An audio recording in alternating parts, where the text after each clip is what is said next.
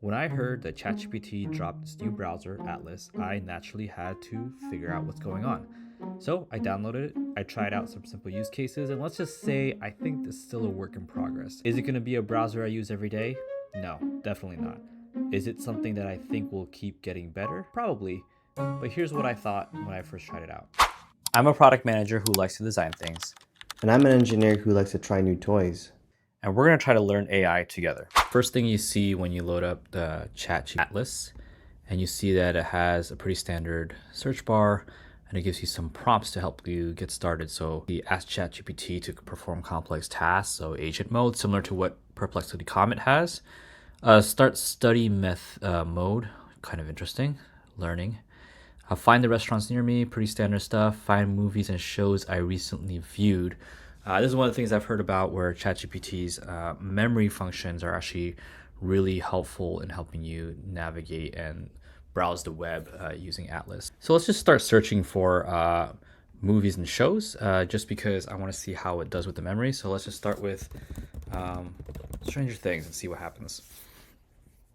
So you can see it's a very similar chat experience. The difference is that now you see that there's multiple tabs up here. So similar to kind of your standard Google search, there's a search which looks like it's just like a very typical Google search results page. Images about Stranger Things, videos. So yeah, I think a lot of this is going to feel familiar for people who are just very used to searching with Google. But for the ChatGPT search, it gives you kind of the media up here and some summaries here. Let's look up more movies. Let's look up Arrival. So I really like that I typed in Arrival and it's sort of understanding that I'm still thinking about movies, still thinking about shows. So it's kind of keeping that theme. I don't have to say, give me the movie that's Arrival or give me the show that's this. Let's do another show. Let's do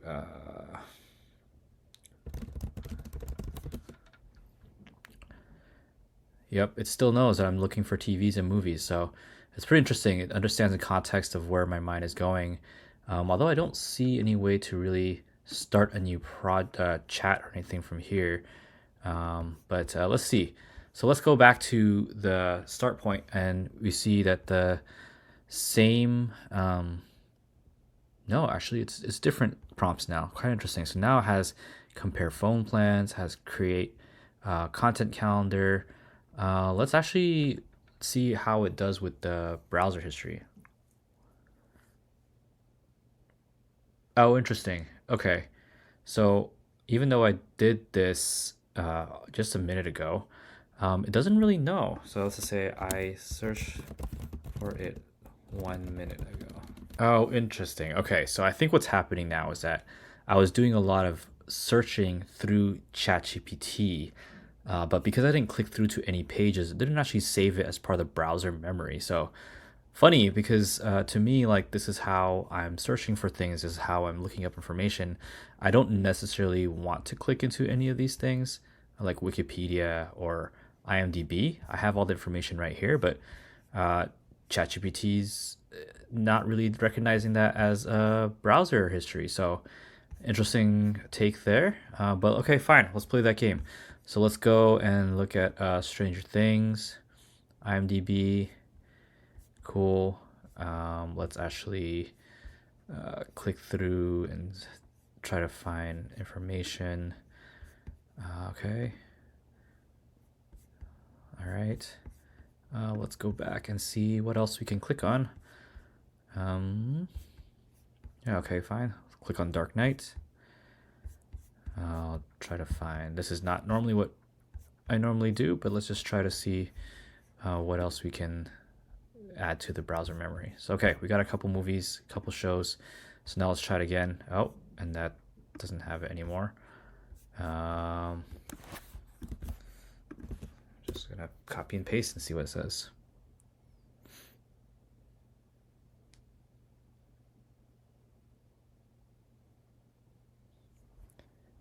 Okay, so it actually found it. Two titles, Inception, yes. Stranger Things, yes.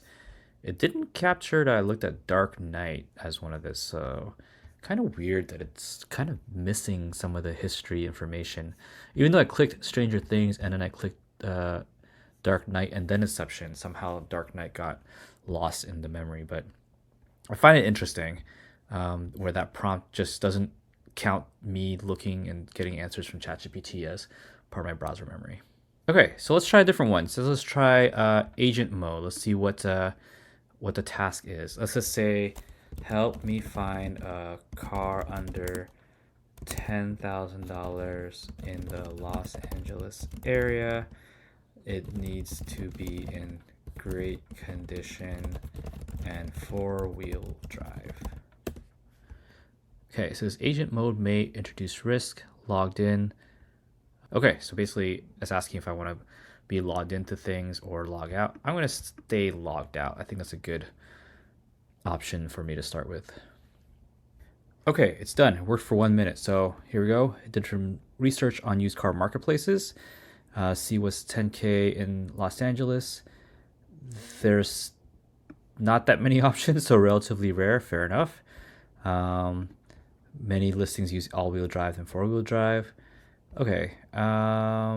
Basically, I am not getting the agent to do what I want. I guess here's the things. Here's the 4 options. So I have a Super Impreza, Super Outback, and yeah, I guess here's our options that I can go through. Kind of interesting to see how the results were shared. Also, it's giving me answers in a way that I have set custom instructions. So that's sort of why maybe it's a bit more wordy than I expected. But yeah, I guess that opened up the search results for $10,000 in Los Angeles, California. I don't know that this is something I can't do myself to do a couple filters. But yeah, I guess that's the capability of Atlas right now with agent mode. Okay, last one. I'm going to try to do the study mode. So start study mode to master a tough topic. Let's just see what it actually does. So it just picked the topic for me. Okay, I thought I was going to have a chance to say what the topic should be. But yeah, I guess to get you quickly into it, it goes straight into study mode. It goes straight into the Pythagorean theorem, and yeah, now it's going to go through that. I'm not going to go through this because I feel like this is just the study mode feature. But I'm curious what other things. So the search results, yeah. So the Google search results for Pythagorean theorem. I'm not going to say that properly. Images for start study mode to master. So it's sort of breaking when it comes to using the other aspects of the Atlas, where it's taking the whole prompt and actually trying to search for it. So you can see it's in study mode. So it knows it's in study mode, and you can see that like we use that as the initial prompt, but it's searching on that whole prompt. I wonder if videos are also going to be that. No videos found, which is crazy because I'm pretty sure there's some videos on this. Any news? No news found. So quite weird experience in terms of the study mode. I don't know. Maybe this is a better way of doing this, but it feels unnatural the way that they set this up, because you're setting up this whole prompt within ChatGPT, but it's not really recognizing that you're in a browser setting and like how you want to browse through it. All right, that's the final. I think Atlas is interesting.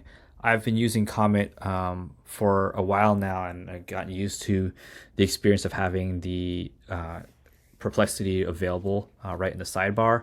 I think ChatGPT is probably similar to that. I don't see anything completely new or completely different. I think the agent mode still needs some work, but the browsing mode definitely is quite interesting, where they try to emulate search results, but it's not quite there. So I don't know exactly where they're going with that, but that's my experience with it for now.